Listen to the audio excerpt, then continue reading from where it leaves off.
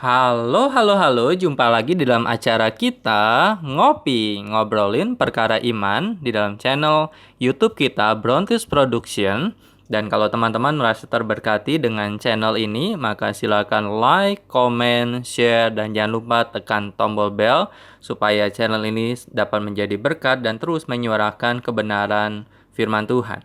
Teman-teman, hari ini kita akan meresponi pernyataan dari Pendeta Henry Tan. Beliau dikenal beberapa waktu ini dengan sebuah atau banyak statement-statement yang cukup menarik yang bisa kita tanggapi. Nah, saya akan secara objektif yaitu menanggapi pernyataan yang saya setuju yang beliau sampaikan dan pernyataan yang bagi saya perlu dikritisi. Pernyataan yang saya setuju adalah seperti video ini. Begini judul kita kali ini. Meluruskan Alkitab direvisi, ya. Meluruskan Alkitab direvisi. Di luar sana itu biasalah ya. Orang bilang apa? Alkitabmu itu palsu. Sudah dipalsukan, sudah direvisi berkali-kali, diobok-obok. Udah nggak asli tuh. Lalu kita akan membahas sebuah temanya apa? Alkitab direvisi. Nah, ini meluruskan Alkitab direvisi. Setidak-tidaknya hanya ada empat hal yang utama tentang Alkitab direvisi. 1. Alkitab betul direvisi, yang direvisi adalah terjemahan. Terjemahan di masing-masing negara. Kalau di Indonesia ya Alkitab bahasa Indonesia direvisi, yes.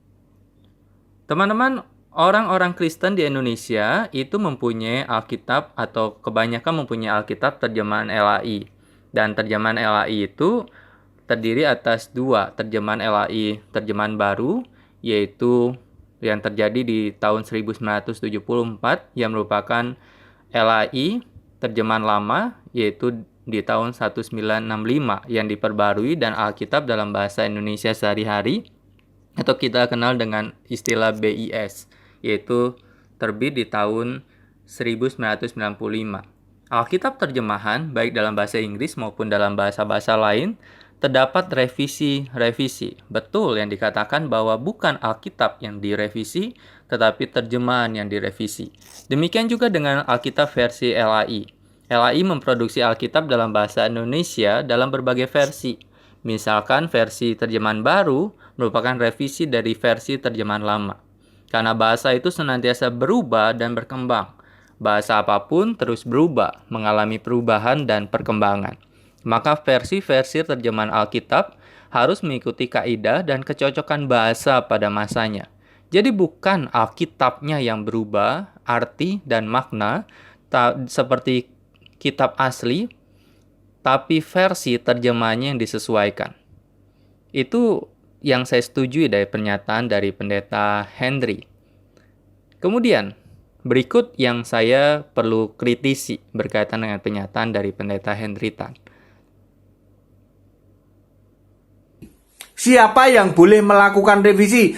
Untuk Indonesia hanya Lembaga Alkitab Indonesia. Kalau ada terbitan kitab Alkitab lain yang bukan LAI, itu disebut Alkitab liar. Contohnya banyak, ya. Contohnya ILT ya toh. Indonesian Literal Translate itu bukan terbitan LAI. Itu Alkitab liar, Alkitabnya para saksi Yehova.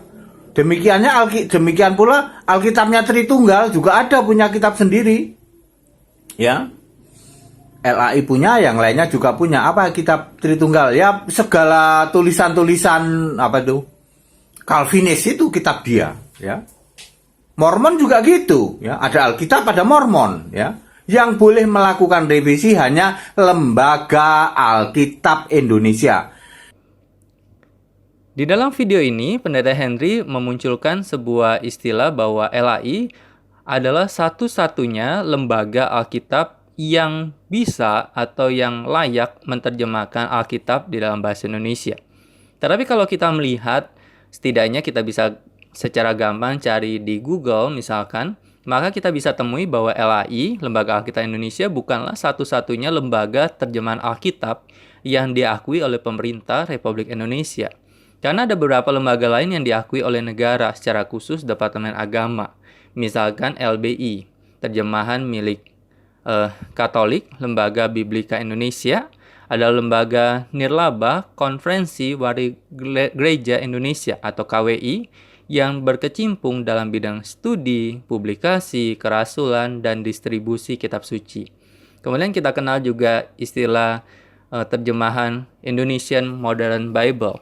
Kemudian ada Al-Bata, Yayasan Alkitab Bahasa Kita, yang terbit di tahun 2016. Yayasan Al-Bata melalui perjanjian baru, TSI menerima surat rekomendasi penerbitan dan pengedaran dari Dirjen Bimas Kristen, dan tahun 2018 rekomendasi dari Dirjen Bimas Kristen tertulis langsung pada sampul bagian belakang dalam edisi 2.3 yang juga seperti edisi-edisi sebelumnya diedarkan oleh Andi Offset. Kemudian ketika bicara tentang Alkitab yang lain, terjemahan lain, Pendeta Henry Tan itu memunculkan istilah bahwa kelompok Tritunggal, yaitu Calvin. Apakah orang-orang Calvin itu mempunyai Alkitab terjemahan Calvin? Kalau kita melihat orang-orang Reform, setahu saya, yang salah satunya tokohnya adalah John Calvin, itu tidak ada Alkitab versi John Calvin. Itu hanya pemikiran teologi John Calvin yang dilandasi pada kebenaran Alkitab juga. Jadi dengan kata lain, kalau kita bicara tentang terjemahan LAI, maka LAI bukan satu-satunya, tapi yang lebih cocok penyataannya adalah bahwa banyak orang Indonesia menggunakan Alkitab terjemahan LAI. Bagi saya itu yang lebih pas ketika dinyatakan seperti itu. Karena itu biarlah ketika kita melihat akan hal ini, maka kita bisa simpulkan tentang hal ini. Bahwa tidak ada terjemahan Alkitab yang sempurna. Karena penterjemah Alkitab adalah manusia yang tidak sempurna. Oleh karena itu, sebelum menyampaikan berita, bandingkan dahulu beberapa macam terjemahan. Dengan cara demikian kita bisa melihat kekurangan, kelebihan terjemahan tertentu. Waktu kita mempelajari Perjanjian Lama, kita juga bisa memakai Alkitab bahasa Ibrani. Waktu kita mempelajari Perjanjian Baru, kita juga memakai Alkitab bahasa Yunani dan ini perlu dilakukan. Dan kita bersyukur banyak terjemahan, versi-versi terjemahan di dalam terjemahan Alkitab yang bisa kita pelajari, dan itu menambah wawasan kita terhadap betapa dalam luasnya kebenaran firman Tuhan. Biarlah kita terus bertumbuh dalam kebenaran firman Tuhan, dan terima kasih untuk setiap kita, dan kita terus mencintai kebenaran firman Tuhan. Tuhan Yesus memberkati kita.